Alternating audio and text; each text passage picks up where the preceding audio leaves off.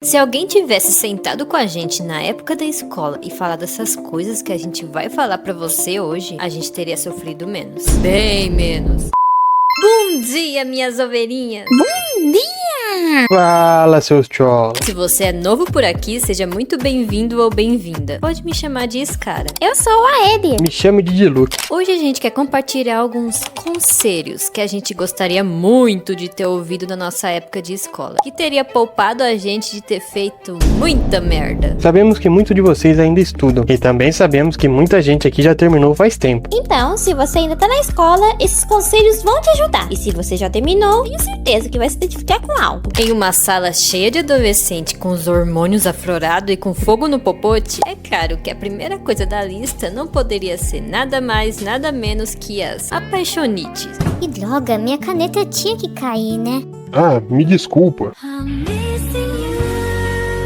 Meu Deus, o toque dele é elétrico. Espera, será que a gente pegar a caneta ao mesmo tempo é um sinal de que ele quer escrever uma história comigo? Olha, se olhar, ele com certeza já escolheu o nome dos nossos cachorros. Puta que pariu, quase consegui roubar a sexta caneta hoje. Essa borracha é sua, né? Sim, obrigada. De nada. Vamos, amor. Já tocou o sinal. Ai, meu bem, não me apressa, já tô indo. E o mais louco é que essas apaixonites realmente mexem com seus sentimentos. Você fica malzão, dá aquela dorzinha no peito, você chora. E não adianta a gente falar que é só bobeira, porque quando você tá gamado em alguém na escola, real, parece que seu mundo gira em torno daquela pessoa. Mas aqui vai uma verdade que talvez você não saiba, ou não queira aceitar. Você provavelmente nem está apaixonado de verdade. É, muitas vezes nem é amor. Você só tá carente com os hormônios agitadíssimos e projetando coisa demais numa pessoa que só sentava na sua frente e não fazia nada demais pra você tá assim. Às vezes a gente não se apaixona pela pessoa, a gente se apaixona pela ideia que a gente faz dela. Ou seja, você só tá sendo um pouquinho emocionado. Você tá sendo muito chola.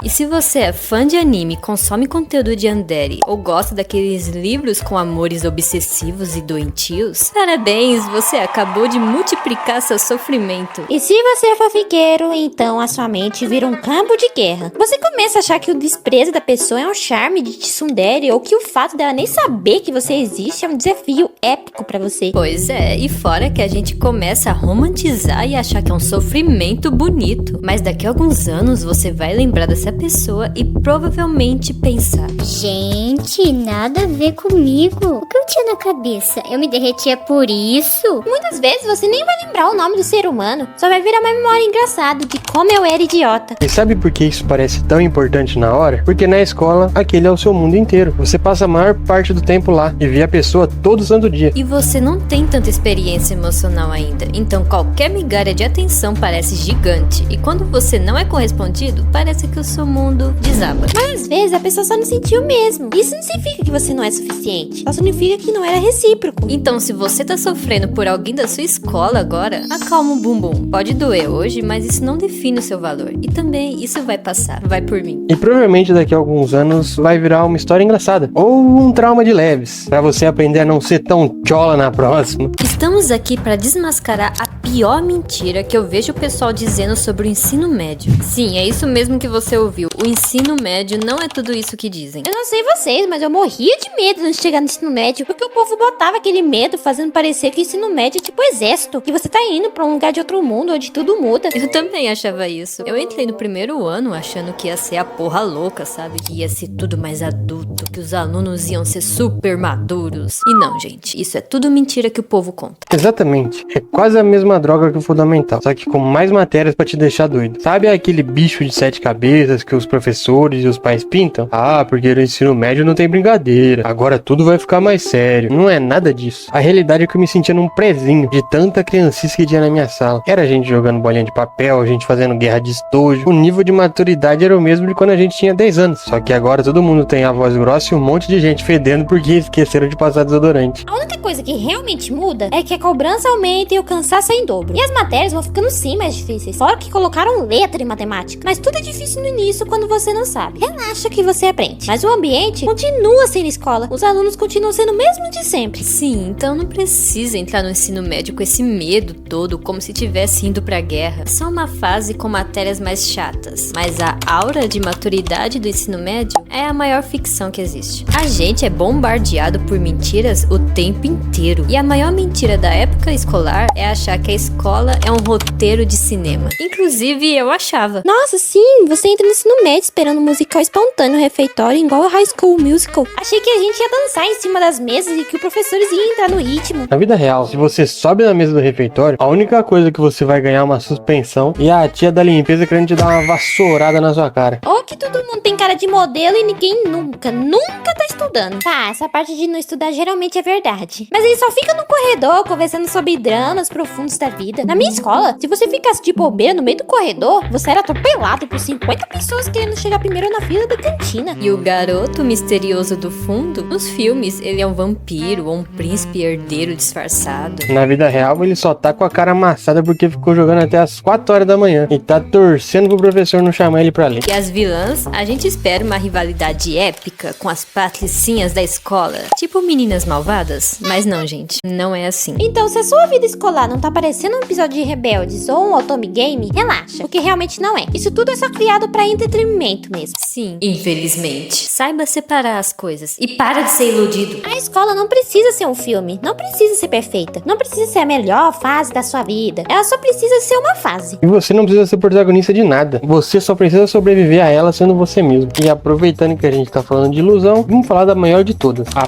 popularidade. Se você gasta seu tempo pesquisando no YouTube ou no TikTok como ser popular na escola, para agora. Essa é a maior idiotice que um adolescente pode querer. Olha, gente, na moral, um perfume caro ou uma habilidade única não vai fazer as pessoas te amarem do nada. Você não tá num jogo de RPG pra querer subir de nível. Sim, não é um perfume especial, não é ser prestativa demais, não é usar aquela roupa caríssima ou tentar ser igual a todas as outras meninas ou menino pra se encaixar. Nada disso funciona. É, porque na hora a gente sente que precisa disso, né? Eu mesma achava que precisava de um tchan pra ser notado. É, eu tive esse desejo também. Mas hoje, olhando pra trás, eu vejo que na verdade eu não queria ser a popularzona, sabe? Só não queria passar mais um ano sendo excluída. É, no fundo a gente só quer ter um lugar onde a gente sinta que pertence. O problema é que pra tentar pertencer, a gente vira um personagem. E o preço de ser popular muitas vezes é deixar de ser você mesmo, pra virar o que os outros esperam. Isso me lembrou uma coisa. Na escola, meu sonho de consumo era usar calça jeans. Pode parecer a coisa mais aleatória do mundo agora, mas na minha cabeça, as meninas legais tinham que usar jeans porque a maioria delas usavam. E eu queria aquilo de qualquer jeito pra não me sentir de fora. Espera, você sofria porque queria usar uma calça? Ah, na minha escola também só podia usar uniforme, mas quase ninguém usava. É, pode parecer meio idiota, mas pra mim era o fim do mundo e não me deixavam ir sem uniforme. Então eu tinha que ir com ele completo. E convenhamos, o uniforme era horrível, desconfortável e você tinha que usar 2 calças na época de frio porque o pano era tão podre que rasgava facinho. Mas eu olho e vejo o quanto isso era bobo. Só que na hora, o seu cérebro de adolescente te convence que se você tiver aquele objeto ou andar com aquelas pessoas, você finalmente vai ser alguém. Só que na real, a maioria das pessoas que a gente achava incríveis e populares, depois da escola, ninguém nem vai lembrar quem eram. É verdade, a popularidade da escola tem data de validade. No dia que você pega o diploma, aquele status todo vira fumaça. E o pior é que muita gente deixa de ser quem é, deixa de ter hobbies legais, só pra não ser chamado de esquisito por gente que nem vai estar na sua vida daqui a um tempo. O conselho aqui é, não se mate pra caber num grupo que não te aceita como você é. Seja o esquisito que gosta de anime, seja o cara que senta sozinho pra ler, seja você mesmo com a sua calça de moletom, seu jeans, seu uniforme. No final das contas, as pessoas que realmente importam são as que gostam de você sem você precisar de um figurino perfeito. A gente sabe que fazer amigos é o conselho mais clichê do mundo, mas na prática é um desafio. Nas escolas que eu estudei, eu tinha basicamente 2 opções. Ou eu ficava sozinho, ou eu andava com um grupo que eu achava que era amizade, mas na real me faziam mal danado. E adivinha qual eu escolhia? A opção masoquista. Eu preferia estar mal acompanhado do que sozinho. É aquela famosa frase, antes sozinho do que mal acompanhado.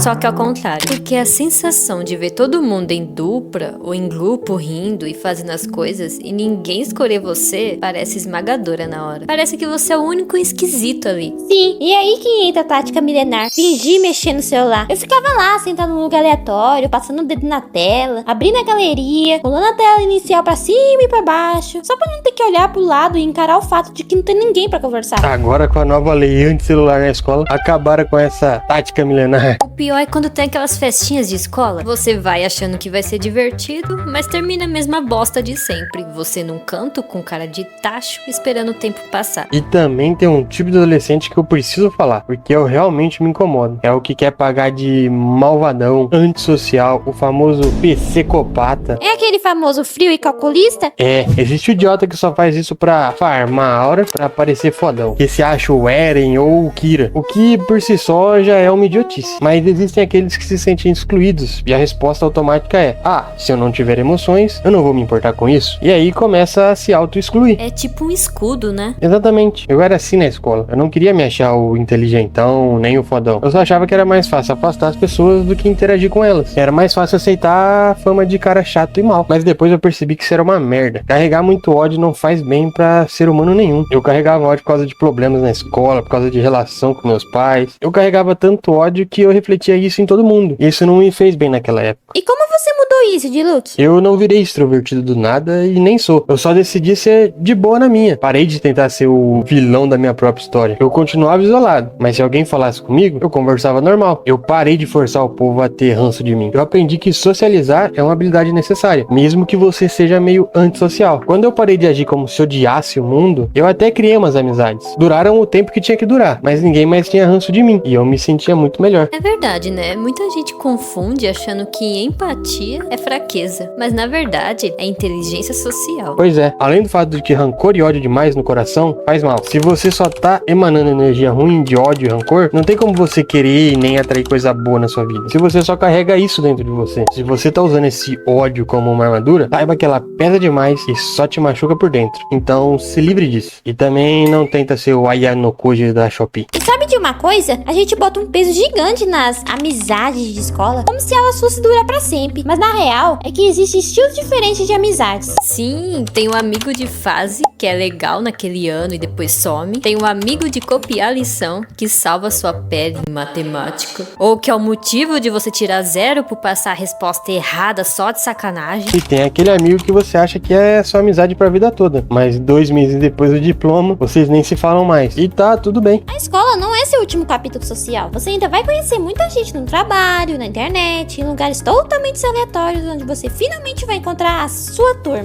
Claro, a gente sabe que tem muita amizade falsa e que só quer te usar, principalmente na escola. Mas esse é um assunto tão grande que a gente pretende fazer um vídeo só sobre isso mais pra frente. Então não vamos nos aprofundar agora. Mas o resumo é, não se desespere se você não tem um grupo fixo agora. Amizades vêm e vão. E muitas vezes vocês são só colegas de cativeiro. Vocês estão juntos ali porque a escola obrigou. E daqui a um tempo cada um segue seu caminho. E já que a gente tá falando de convivência, por que não falar dos professores e das notas baixas? Tem professor que parece que esqueceu como é ser aluno, rapaz. O cara traz os problemas de casa e desconta tudo nos alunos, sendo ignorante ou enchendo de matéria. Pior que é verdade. Eles cismam que a matéria deles é a única que existe no universo e esquece que os alunos têm outras 10 pra dar conta. Sim, e o pior é que a gente se deixa abalar muito. Eu mesma era a filha certinha, estudiosa, que entrava muda e saía calada, pra impressionar a família. Mas você não gostava de estudar? Na verdade, gostar de estudar eu gostava sim, mas estudar é o que me interessa, que não era o caso ali na escola, né? Se meu boletim tivesse com um 5, eu não apanhava de chinelo, eu apanhava de couro emocional. Cresci ouvindo que a tortura psicológica dói mais que um tapa, porque a dor do tapa passa. Fora os eu esperava mais de você, assim você não vai ser ninguém. Gente, no meu primeiro 0 na escola, eu achei que minha vida tinha acabado ali mesmo. Mas guarda isso contigo, uma nota não define você. Verdade, porque tem aluno que tira 10 colando. E tem aluno que sabe de tudo, mas trava na hora da prova, porque o psicológico tá uma droga por causa dessa pressão toda. Aliás, eu lembro quando eu voltei um dia e a professora de matemática tinha aula dupla. Ela deu uma matéria nova. No dia seguinte, quando eu voltei, tinha uma prova da matéria do dia anterior. Aí eu zerei. Nunca tinha zerado em matemática. Porém, o resto do ano eu só tirei 10 pra não ficar de recuperação. O engraçado é que a metade do que eu me matei por causa de nota, eu não uso pra nada hoje em dia. Mas estudem sim, viu? Conhecimento é importante. Sei que a escola é uma droga às vezes. E parece real um desperdício desperdício de tempo, mas tenta aproveitar e tirar o máximo de conhecimento possível. Isso vai te ajudar muito no futuro. E isso é um conselho real. Eu negligenciei muito minha época de escola. Hoje eu sinto o peso de não ter estudado direito, principalmente em português.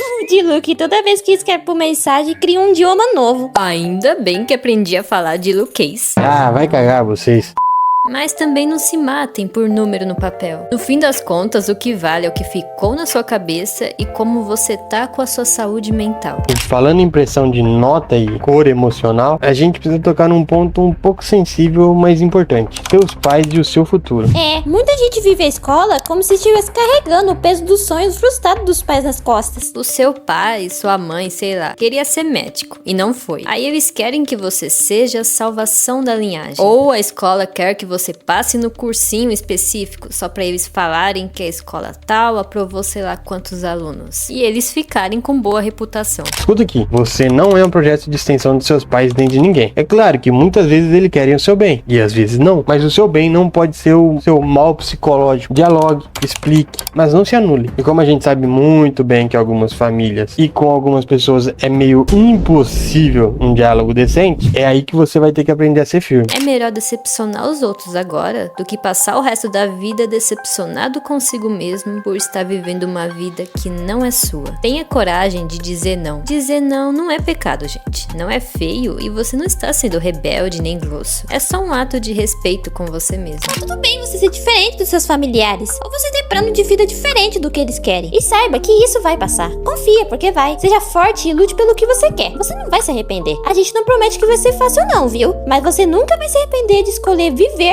pelo que te faz bem e por você. E agora vamos de dicas práticas para você não surtar no dia a dia. Dica número 1. Não anote tudo. Pare de tentar ser uma impressora humana durante a aula. Se você foca só em copiar cada vírgula, você não entende a explicação. Anote só os pontos principais e preste atenção no que o professor falar. Dica 2. Estude o básico. Não adianta querer entender física quântica se você não sabe a base. Se você tá perdido numa matéria, volta 2 degraus. Entender o básico é o que destrava todo o resto. Dica 3. Comece a estudar aos poucos. Não deixe para ler 500 páginas na noite anterior antes da prova. Estudar uns 15 ou 20 minutinhos por dia é muito mais eficiente e cansa bem menos o seu cérebro do que um viradão de 10 horas seguido de um energético. Dica 4. Guarde as suas anotações. Gente, sério, ter seus próprios resumos guardados e organizados é muito bom. Daqui a uns meses, quando você precisar revisar, você vai ver o quanto evoluiu e não vai precisar começar do zero de novo. Dica 5. Faça muitos exercícios. Ler o livro te dá a teoria, mas fazer o exercício é o que te dá a prática. É igual um jogo. Você pode ler o tutorial, mas só aprende jogando o jogo. É no exercício que você descobre onde realmente está a sua dúvida. Dica 6. Controle seu tempo de estudo. Não adianta ficar 4 horas olhando pra cara do livro se você tá distraído. Usa um cronômetro, faz pausas. Estudar com foco por menos tempo rende muito mais do que fingir que tá estudando o dia inteiro e só ficar no celular rolando shorts. Dica 7. Tenha uma âncora emocional. A escola pode ser um lugar barulhento, caótico e que te faz sentir pequeno. Às vezes você precisa de algo que te puxe de volta pra quem você é de verdade, pra você não explodir e colocar a cabeça no lugar. Pode ser uma playlist específica, um hobby que você faz, um desenho, seja o que for. É aquele porto seguro que te lembra: eu sou mais do que esse caos aqui dentro. Dica 8 é o autoconhecimento. Muita gente acha que a época de escola é só pra aprender o que o professor fala, mas na real é o tempo perfeito pra você ter o seu laboratório pessoal. Teste coisas, descubra seus limites, forme opinião própria, aprenda a discordar com respeito, descubra mais sobre você, do que você realmente gosta, do que não gosta, o que te atrai de verdade. Use esse tempo pra se estudar, tanto quanto você estuda a matéria. Exatamente. Se você sair da escola conhecendo a si mesmo, você já está 10 anos na frente de qualquer pessoa que só decorou a tabela periódica e saiu de lá sem saber quem é. No fim das contas, a escola não é o apocalipse. Não é o melhor período da sua vida e também não é o pior. É só uma fase estranha onde você tá aprendendo a ser gente. E tá tudo bem. Errar faz parte, ser meio tchola às vezes faz parte, ficar perdido às vezes faz parte. A escola não é sobre sair de lá perfeito. É sobre sair de lá um pouco mais consciente de quem você é. E se você se sente deslocado, excluído, diferente demais, saiba que você não tá sozinho. Talvez você seja só uma ovelha negra. E ser diferente nunca foi um defeito. Só é desconfortável no começo. Então viva essa fase. Aprenda o que tiver que aprender, mas não deixe a escola decidir quem você é. Porque depois que esse sinal toca pela última vez, cada um segue o seu próprio caminho. E o que realmente fica não é a popularidade, não é a nota, não é o crush, é o caráter que você construiu. Então, para de sofrer antecipado, para de querer viver um filme, para de tentar ser personagem. Seja você, mesmo que seja meio estranho. Principalmente se for meio estranho. A gente gosta dos estranhos. E guarde essa frase: o inteligente aprende por experiência própria, mas o sábio aprende com a experiência dos outros. Se esse vídeo te ajudou de alguma forma, deixa o like. Isso nos ajuda mais do que você imagina. Compartilhe para aquela pessoa que você acha que está precisando ouvir isso também. E comente aqui embaixo suas experiências na escola ou outros temas que gostariam que a gente trouxesse pro canal. Vamos amar, Lê. A gente se vê no próximo vídeo. E até a próxima. Próxima.